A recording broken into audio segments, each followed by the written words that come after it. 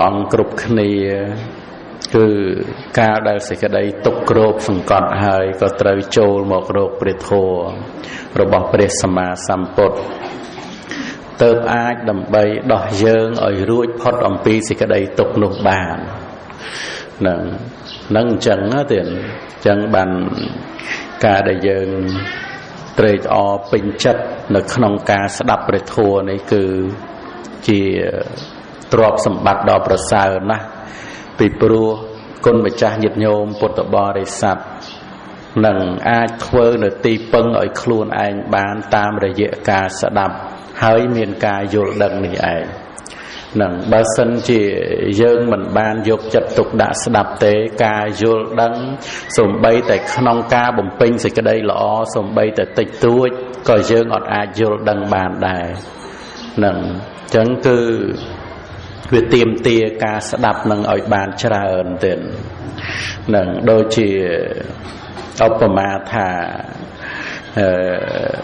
dưỡng về mình miền trộp đầm bay sầm bô thơ tiền trà ơn nâng chân tới dân to dân tròn thơ bon đáy bàn tay ọt trộp chẳng rốt thơ bon ọt cả dân trái tờ mùi nâng là dân trái thả to tờ miền trộp miền prạ bàn thơ bon cả đấy đó tờ phê ọt trộp ọt prạ thế cứ thả thơ bon lên cả tờ mà đỏ tiền nâng anh ấy cứ đôi xa dân khoa khát ca sẽ đạp thế nâng xôn bay tại dân ọt miền trộp cả đôi có dân ai bầm pin bon hơi sầm rách tới chữ phô kệ sầm bát ti bầm phật sầm rách nở lô còn tara sầm bát tiệt phòn nâng chẳng đôi chân này bon của sol nở khong Phậtศาสนา ní cứ mình mến miên tai mùi chó đòi ca thơ tiền nâng tê tiền nâng miên ca đệ xa sở miên ca bậc Phật tử đòi ca chầm rát nở cam mà thán miên Phật thiên nu sệt tệ trẻ đàm này nâng xong bây giờ ọt miên ca chầm nai trọp sầm bát tích tuổi tệ tiền còn tái ca nức rồi lắc đo phải côn rồi bỏ phải sama sampot này cứ sầm rách nở bon đỏ cày lệ tiền đôi nở khong sầm mai cần long màu ca đòi du luôn màu hơi tiền rồi bị phai đây giờ ní tờ lọc từ cày với mùi xài cặp hay mùi cặp nâng du nó nhiệt nhôm đó nâng mùi cặp nâng chập tăng bị phai đây co cào màu rồi hốt đo từ vịnh nít từ vịnh nâng bàn mùi mà hà cặp thấy Phật sama sampot bỏ ông trung tra sầm đai Phật Opama đôi chỉ nôm mò tàn nôm nâng cứ mò sốt nâng đại miền cầm pua mùi dối mình đau từ từng ấy mùi dối đại ấy mùi dối nâng đập vào mùi cái lỗ tiền nâng cực tới vì nãy hộp nôm sập bờ tiết nôm nâng đó ấy cái pua từ lớn vào phần đằng đại nâng miền tây và đa nâng cứ mùi rồi cho nắm dục sập bay màu ô cắt ta mà đó này mà khoào mà rồi cho nắm ô nở lơ nôm nâng mà đòn sập bay đỏ sập đang rồi hai ô rồi hốt đo tập về nôm nâng à sặc riệp đo phèn đầy nâng cứ bàn mùi mà hà cặp hay dù đấy nhiệt nhổm nâng men ở vô cả đá khát đấy nó sập bay đỏ sập đang ô tơ mà khoào cái từ bạt từ hay mà rồi cho nắm mà ô tơ mà đòn thế ấy ô rồi hốt đo tập nôm cùng pua đo của môi cái lô nâng nó sặc riệp đo phèn đầy ở linh nâng cứ bàn mùi mà hà cặp chẳng dù đấy chẳng dù na là người kịch năm khơi đấy đến kịch khơi vậy hỡi trò lóp bị nâng từ với nhá và pan nâng mùi xanh đòn từ sắc mà xanh đòn là mùi xanh cáp ở đây nó trò lóp từ cào với mùi xanh cáp nó không sớm ai phen đây nâng miền Phật sama sampot trung Phật niệm thà bạ tụ một tara bỏ ông tara đằng lang nó không lô nó không sớm ai nó mình nó miền ở dụ bay mơn cho nằm ấy nhiệt nhôm nhôm cả đá rồi ngàyประมาณ thế bàn pram rồi đấy thì sớm ai nó mình nó ở dụ về nhá bay mơn cho nằm nhiệt nhôm tròn đấy lư bay mơn thế là ngày còn tay tôi chỉ bay mơn cả đáo tiền rồi của mình tiền ti bồng khót cứ trai chát slap đợt đại miền ta bỏ mình nè nâng đại cọt tranh chạp tê trô từ căn nuốt bu chia ta bó được nòng prey nâng hái cọt គាត់បួសមក30000ឆ្នាំទៀតហ្នឹងហើយយើងជួនកាលបួសតែ20ឆ្នាំអីទប់មិនចង់ជាប់ហ្នឹងញាតិញោមហ្នឹងហើយណែលោកតាបោះហ្នឹងបួស30000ឆ្នាំទៀតដល់ពេលចឹងទៅគាត់ព្យាយាមហាមឃាត់ចិត្តនឹងចាកអំពើអាក្រក់នឹងចិត្តនឹងវារើរចង់សឹកញាតិញោមចឹងទៅតបោះនឹងទូមានបដៅអប់រំចិត្តនឹងសពគ្រប់បែបយ៉ាងនឹងគឺចាកអំពើអាក្រក់ដល់ទៅពេលនៅក្នុងសម័យនឹងឯងព្រះសម្មាសម្ពុទ្ធទ្រង់បានឧបត្តិឡើងក្នុងលោកប្រណិមថាបតុមុត្តរៈគឺថាព្រះសម្មាសម្ពុទ្ធព្រះបតុមុត្តរៈហ្នឹងទៀតពេលដែលស្ដេចយាងធ្វើដំណើរទៅណាមកណាគឺថាផ្កាឈូកទ្រព្រះបាទគ្រប់ជំហានទាំងអស់នឹងហើយលំអងផ្កាឈូកនៅពេលដែលព្រះសាស្តានឹងប្រថាប់ព្រះបាទនៅលើផ្កាឈូកនឹងលំអងផ្កាឈូកនឹងផលឡើងត្រឹមជង្គង់ក៏អូបផ្សព្វផ្សាយទូទៅទៀតនឹងហើយគ្រប់ជំហានណាមិនមែនតែមួយជំហានទេនឹងជាប្រកដីស្ដេចយាងទៅគឺថាផ្កាឈូកផុសមកទ្រព្រះបាទហ្មងទៀតនឹងអស្ចារ្យអត់ទៀតព្រះសម្មាសម្ពុទ្ធហ្នឹងហើយញាតិញោម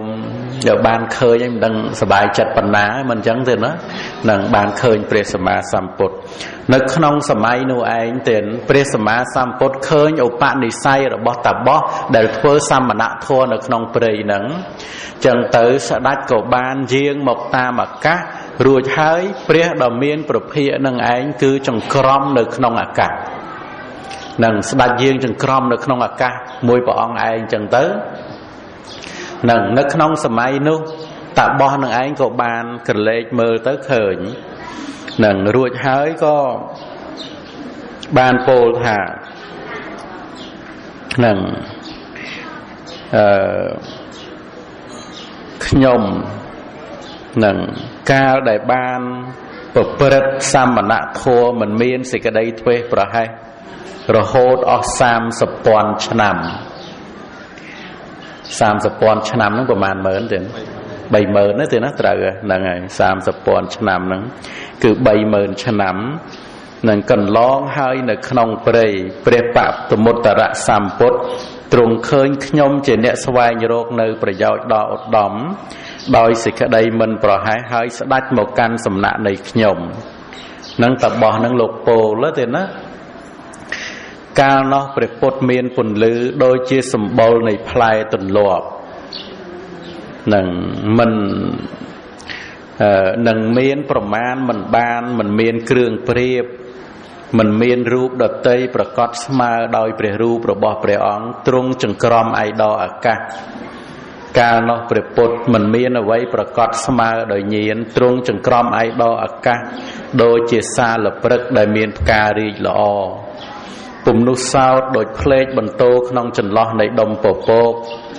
កាលនោះព្រះពុទ្ធទ្រង់ចង្ក្រមឯដអាកាសដូចជាស្ដេចសីហៈមិនមានសេចក្តីព្រឺព្រួចដោយស្ដេចដំរីដែលគេហាត់បានល្អហើយពុំនោះសោតដោយស្ដេចខ្លាដែលមិនមានសេចក្តីខ្លាចគ្រានោះព្រះសម្ពុទ្ធមានរស្មីដូចមាសឆ្ដោឬដូចរងើកភ្លើងនៃអុសកគីពុំនោះសោតដូចជាកែវមณีមានរស្មីដ៏រុងរឿងទ្រង់ចង្ក្រមឯដអាកាសគ្រានោះព្រះសម្ពុទ្ធដូចភ្នំកៃឡាសដ៏បរិសុទ្ធ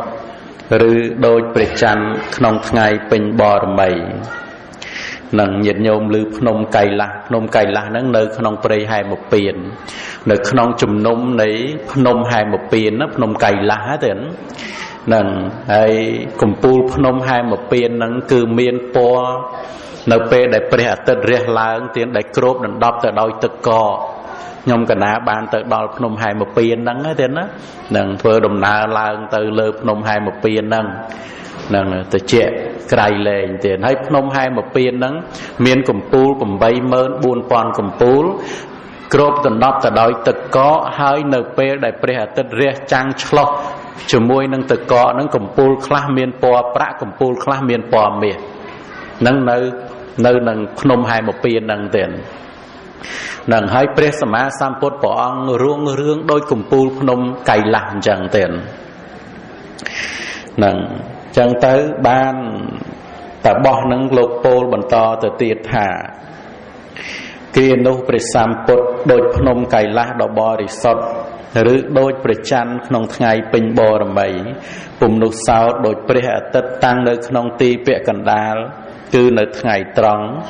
នៅទ្រង់ចង្ក្រមឯដអាកាសគ្រានោះខ្ញុំបានឃើញព្រះសម្ពុទ្ធដែលកំពុងចង្ក្រមឯដអាកាសក៏គិតយ៉ាងនេះថាសត្វនេះជាទេវតាឬថាសត្វនេះជាមនុស្ស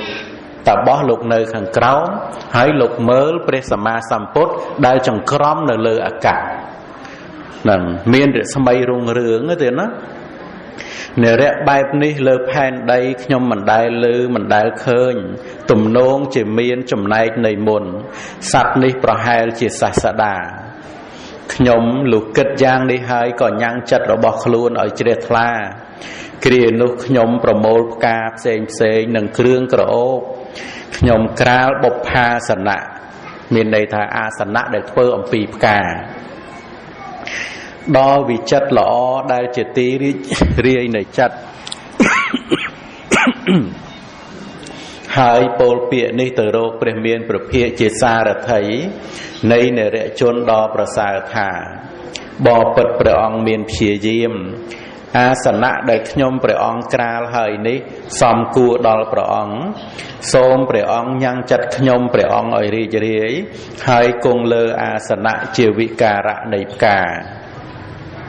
ព្រះមានព្រះភិក្ខទ្រង់គង់លើអាសនៈជាវិការៈនៃផ្កាដ៏ប្រសើរនោះ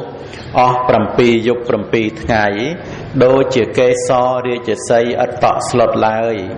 ខ្ញុំបានឈរនមស្ការអស់7យប់7ថ្ងៃនឹងតាបោះនឹងក៏បានប្រមូលផ្កាយកមកធ្វើពុទ្ធាសនៈធ្វើអាសនៈឲ្យព្រះសម្មាសម្ពុទ្ធព្រះអង្គគង់ហើយព្រះអង្គគង់ចូលសមាបត្តិនៅទីនោះ7យប់7ថ្ងៃចំណែកតាបោះក៏បានឈរសំពះព្រះសម្មាសម្ពុទ្ធ7យប់7ថ្ងៃដែរព្រះសាស្តាប្រហែលព្រះសាស្តាព្រះអង្គប្រសើរក្នុងលោកទ្រង់ចេញចាកសមាធិកាលនឹងទ្រង់សម្ដែងនៅអំពើរបស់ខ្ញុំទ្រង់ត្រាស់ដូច្នេះថាអ្នកចូលចម្រើននៅពុទ្ធានុសតិដែលជាគុណជាតិដ៏ប្រសើរជាងការចម្រើននៅអនុសតិទាំងឡាយដទៃនឹងព្រះសម្មាសម្ពុទ្ធព្រះអង្គចេញចាកសមាធិមកព្រះអង្គបានត្រាស់បង្គាប់ឲ្យតាបោះនឹងឯងចម្រើននៅពុទ្ធានុសតិគឺការរលឹកដល់ព្រះគុណរបស់ព្រះសម្មាសម្ពុទ្ធរឿយហើយនឹងឯងបុណ្យនឹងអត់មានអស់ទ្រព្យទេហើយញាតិញោមចាំស្ដាប់មើលអានិសង្សតើក្រៃលែងប៉ុណ្ណាទៀតលុះអ្នកចម្រើននៅពុទ្ធានុសតិនេះហើយនឹងបានញ៉ាំងចិត្តឲ្យពេញនឹងរីករាយក្នុងទេវលោកអស់30,000 កាប់ការនឹករលឹកដល់ព្រះសម្មាសម្ពុទ្ធរឿយទៀតណានឹងរីករាយនៅក្នុងទេវលោកអស់30,000 កាប់30,000 កាប់30,000 កាប់ទៀតណាហើយមកកាប់យូរដូចខ្ញុំកណាឧបមាប្រៀបមកមិញចឹងរតនាមកមិញចឹងមិនចឹងទេណាហើយ30,000 កាប់ហ្នឹងគ្រាន់តែសោយរីករាយនៅក្នុងទេវលោកនឹងអានិសង្សនៃការរលឹកដល់ព្រះសម្មាសម្ពុទ្ធហ្នឹងមានន័យថាការសឹកភ្នំកម្ពស់16 គីឡូហ្នឹងណា30,000 ដងហើយម្ដងយូរអត់ញាតិញោម100 ឆ្នាំមកអូសតែម្ដងអូសរហូតដល់សឹកដល់ផែនដីហើយអូសប្រមាណឆ្នាំទៅទម្រាំទៅអស់ភ្នំមួយហើយអស់ភ្នំប៉ុណ្ណឹង30,000 ភ្នំមិនចឹងទេណា30,000ណា30,000 កាប់30,000 កាប់នឹងគ្រាន់តែអានិសង្សនៃការរលឹកដល់ព្រះសម្មាសម្ពុទ្ធហើយមើលញាតិញោមគិតដល់អត់មិនអញ្ចឹងទេណានឹងហើយចូលបើគំនោបនធំម្លឹងអញ្ចឹងហេតុអីយើងត្រូវបង្ងើយកន្តើយមែនអត់ទេហ្នឹងញាតិញោមបានមកស្ដាប់អញ្ចឹងណាអាចសម្រេចនៅបនកុសលដ៏អស្ចារ្យក្រៃលែងអញ្ចឹង nằng cày lên trên ca thua tiền nằng tự tiệt đại ca nâng rồi lực đó phải côn rồi bó phải sama sampot hay nhiệt nhôm bột tập bò đi sát ai rồi lực ban từng giúp từng ngày được ọt ban đâm bài pu ở rê tực bò cụ kho ai tơ ai nâng rồi lực đó phải côn rồi bó phải sama sampot ban tề môn châu samran krau kompi samran rồi lực ban được ọt nằng ban cướp kia cướp pe về lia từng ọt còn ta đôi chia của sao nạ tiền nhiệt nhôm hiền phơ rồi ngày ọt nằng hiền thế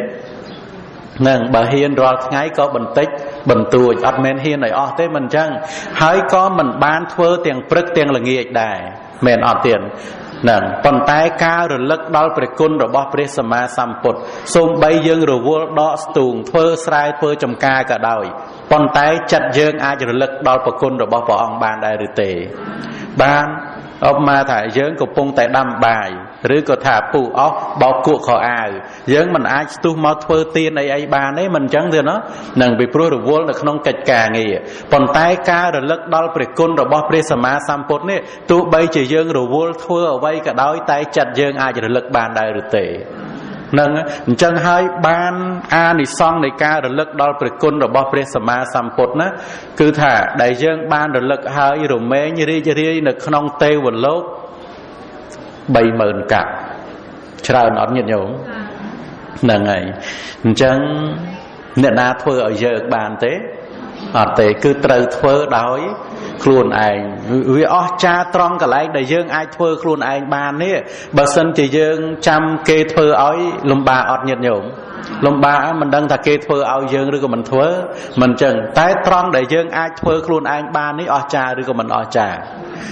ហ្នឹងហើយបាយបើយើងទំពាខ្លួនឯងហើយគេទំពាបញ្ចប់ញាតិញោមយកមួយណាទៀតទំពាខ្លួនឯងមិនចឹងទៀតណាហ្នឹងហើយអញ្ចឹងបនគឺត្រូវធ្វើដោយខ្លួនឯង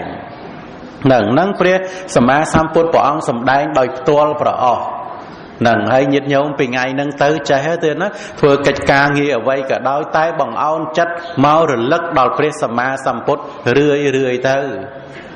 នឹងអានិសង្ឃគឺអស្ចារ្យណាស់ទីបំផុតសម្រាប់នៅលោកកតរៈធម៌នឹងទៀតអញ្ចឹងញាតិញោមថ្ងៃហ្នឹងដឹងចេះបានមកស្ដាប់ធម៌ថ្ងៃហ្នឹងដឹងថាតើធ្វើបុណ្យយ៉ាងណាដែលមានបុណ្យច្រើនមិនអញ្ចឹងទេហ្នឹងហើយត្រូវចិត្តញាតិញោមចង់អត់អស់លុយឲ្យបានបុណ្យនេះចង់មែនទេហ្មងទៀតមិនអញ្ចឹងទេណាហ្នឹងហើយនឹងរួចហើយបានព្រះសម្មាសម្ពុទ្ធព្រះអង្គទ្រង់ត្រាស់សម្ដែងតទៅទៀតថាណាមាញ់ហ្នឹងគឺអានិសង្ឃរីករាយនៅក្នុងទេវលោកហ្នឹងគឺអស់បានប្រមាណមិញ 30,000 កាប់ដែលរលឹកដល់ពុទ្ធពធប្រសងរួចហើយព្រះសម្មាសម្ពុទ្ធព្រះអង្គសម្ដែងតទៅទៀតថាលុះអ្នកចម្រើននៅពុទ្ធានុសតិនេះហើយនឹងបានញ៉ាំងចិត្តឲ្យពេញនឹងរីករាយក្នុងទេវលោកអស់ 30,000 កាប់អ្នកនឹងបានសោយរាជជាទេវរាជស្ដេចទេវតាទៀតណាជាធំជាងទេវតាអស់ 80 ដងនឹងសកទេវរាជស្ដេចទេវតា80 ដងនឹង80ជាតិទៀតណានឹងហើយអាយុរបស់សកទេវរាជគឺ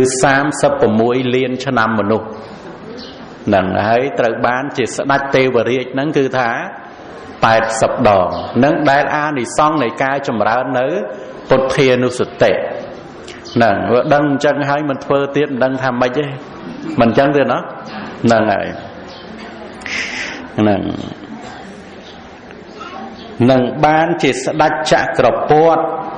ក្នុងដែនអស់ 1000 ដងនឹងស្ដេចចក្រពត្តិគ្រប់គ្រងទ្វីបទាំង4គឺ 1000 ដងស្ដេចទេវតា80 ដងស្ដេចចក្រពត្តិគឺ 1000 ដងរីករាយនៅក្នុងទេវលោកគឺ 30,000 កាប់នឹងញាតិញោមចាំគុណណានឹងបានជាស្ដេចក្នុងប្រទេសដ៏ធំទូលាយសោយនៅសម្បត្តិទាំងអស់នោះរាប់បានមួយអសង្ខ័យកាប់នេះជាផលនៃពុទ្ធានុសតិនឹងបើស្ដេចប្រទេសធម្មតាដោយយើងស្ដេចនៅប្រទេសនីមួយអញ្ចឹងទេណាមួយអសង្ខ័យកាប់នឹងហើយមួយអសង្ខ័យកាប់ហ្នឹងគឺលេខ 10140 ច្រើនអត់ទៀតណានឹងឲ្យភ្នំហ្នឹងលេខ10140ភ្នំហ្នឹងនឹងប៉ុនណាគ្រាន់តែសោយរាជជាព្រះរាជានៅក្នុងមនុស្សនេះហ្នឹងដែលព្រះអង្គទ្រង់ត្រាស់សម្ដែងទៀតនឹងមួយអសង្ខ័យកាប់នឹងព្រះសាស្តាប្រនាមគោតមកើតឡើងក្នុងឱកាសកត្រកូលនឹងត្រាស់ដឹងឡើងក្នុងលោកអ្នកនឹងលះចោលនៅទ្រព្យ80កោដនឹងពួកទាសកម្មករជាច្រើនហើយទៅបួសក្នុងសាសនារបស់ព្រះមានព្រះភិក្ខប្រនាមគោតមអ្នកមានឈ្មោះថាសុភូតិ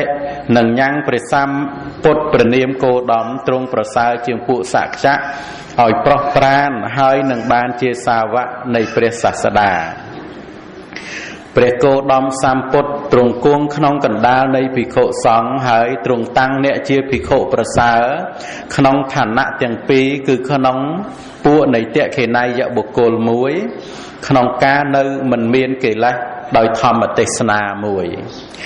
នឹងអញ្ចឹងអានិសង្ឃនៃការចម្រើននៅពុទ្ធានុសតិគឺការរលឹកដល់ព្រះគុណរបស់ព្រះសម្មាសម្ពុទ្ធរឿយៗនេះឯងនឹងទីបំផុតទៅគឺធ្វើឲ្យបានសម្រេចនៅព្រះនិព្វាននឹងមានន័យថាកុលបុត្រនោះនឹងបានសម្រេចសម្បត្តិមនុស្សសម្បត្តិទេវតាហើយនឹងសម្បត្តិព្រះនិព្វានការដែលប្រព្រឹត្តទៅមិនទាន់បរិនិព្វានទេណា100,000កាប់មិនទៅកាន់អបាយភូមិទេនឹងចាប់តាំងពីផែនដីនឹងត្រឡប់ទៅវិញ100,000ផែនដីសុភូតិភិក្ខុនឹងគឺអត់ដែលទៅកាន់អបាយភូមិទេដោយអានិសង្ឃនៃការនឹករលឹកដល់ព្រះគុណរបស់ព្រះសម្មាសម្ពុទ្ធនេះឯងព្រះសម្ពុទ្ធជាអ្នកប្រាជ្ញជានាយកព្រះនាមបតមុត្តរៈលុះទ្រង់ត្រាស់ពាក្យនេះហើយទ្រង់ហោះឡើងកាន់អាកាសដោយស្ដេចហង្សហើរទៅឯដរអាកាសខ្ញុំដែលព្រះលោកនាថទ្រង់ព្រានប្រដៅហើយក៏មានចិត្តរីករាយនមស្ការព្រះតថាគតហើយចម្រើននៅពុទ្ធានុសតិដល់ឧត្តមសពកាលខ្ញុំលះបង់រាងកាយជារបស់មនុស្សហើយបានទៅកើតក្នុងតាវតੰទេវលោកដោយសារកុសលកម្មដែលខ្ញុំធ្វើល្អហើយនោះផងដោយការតម្កល់ចេតនានោះផងខ្ញុំបានសោយទេវរាជជាធំជាងទេវតាអស់80ដងបានជាស្ដេចចក្រពត្តិអស់1000ដងខ្ញុំសោយរាជនៅក្នុងប្រទេសដ៏ធំទូលាយជាសម្បត្តិដ៏ប្រពៃរាប់បានមួយអសង្ខ័យជាតិនេះជាផលនៃពុទ្ធានុសតិគឺការរលឹកដល់ព្រះគុណរបស់ព្រះសម្មាសម្ពុទ្ធខ្ញុំកាលអន្ទោលទៅក្នុងភពតូចនិងភពធំតែងបាននៅភោគៈដ៏ច្រើនការខ្វះខាតដោយភោគៈរបស់ខ្ញុំមិនមានឡើយនេះជាផលនៃពុទ្ធានុសតិក្នុងកັບទី100,000អំពីផតកັບនេះព្រោះហេតុដែលខ្ញុំបានធ្វើនៅកុសលកម្មក្នុងកាលនោះខ្ញុំមិនដែលស្គាល់ទុគតិនេះជាផលនៃពុទ្ធានុសតិបដិសម្ពិទា4វិមោក8និងអភិញ្ញា6នេះខ្ញុំបានធ្វើឲ្យជាក់ច្បាស់ហើយទាំងសាសនារបស់ព្រះពុទ្ធខ្ញុំក៏បានប្រតិបត្តិហើយនឹងអញ្ចឹងញាតិញោមមើលលោកពោលទៀតណាដែលអានិសង្ឃនៃការចម្រើនដោយការនឹករលឹកដល់ព្រះគុណរបស់ព្រះសម្មាសម្ពុទ្ធណារាប់ពីកັບផែនដីយើងនេះត្រឡប់ទៅក្រោយវិញ100,000កັບគឺ100,000ផែនដីលោកកើតនៅក្នុងជាតិកំណើតណាមិនដែលខ្វះភោគៈសម្បត្តិទេនេះគឺជាផលនៃការចម្រើននៅពុទ្ធានុសតិហើយក្នុងរយៈពេលជាតិកំណើតរបស់លោកនឹងទៀតណាមិនដែលស្គាល់នៅទុគតិគឺអបាយភូមិទេមានតែមនុស្សនិងទេវតាទីបំផុតលោកបានបួសនៅក្នុងសាសនារបស់ព្រះសមណគោតមបានសម្រេចនៅលោកកតរធម៌សម្រេចអមតៈមហានិព្វាននិងផុតចប់គឺការកើតចាស់ឈឺស្លាប់នឹងទៅទៀតហ្នឹងអញ្ចឹងគុណម្ចាស់ញាតិញោមពុទ្ធបរិស័ទនឹងដែលយើងបង្អោនមករកព្រះសម្មាសម្ពុទ្ធហើយនឹករលឹកព្រះអង្គជាព្រះអរហន្តព្រោះព្រះអង្គឆ្ងាយចាកកិលេសគឺអស់នៅរាគៈទោសៈមោហៈព្រោះព្រះអង្គកំចាត់បងនៅកិលេសព្រោះព្រះអង្គកាច់បំបាក់កម្មគឺអភិសង្ខារទៀតគឺព្រះសម្មាសម្ពុទ្ធជាព្រះអរហន្តពីព្រោះព្រះអង្គគួរដល់តក្ខេណាទានទៀតនឹងប្រគុណរបស់ព្រះអង្គទៀតណាដែលព្រះអង្គថាប្រនាមថាអរហង្គគឺដោយប្រគុណ5ប្រការ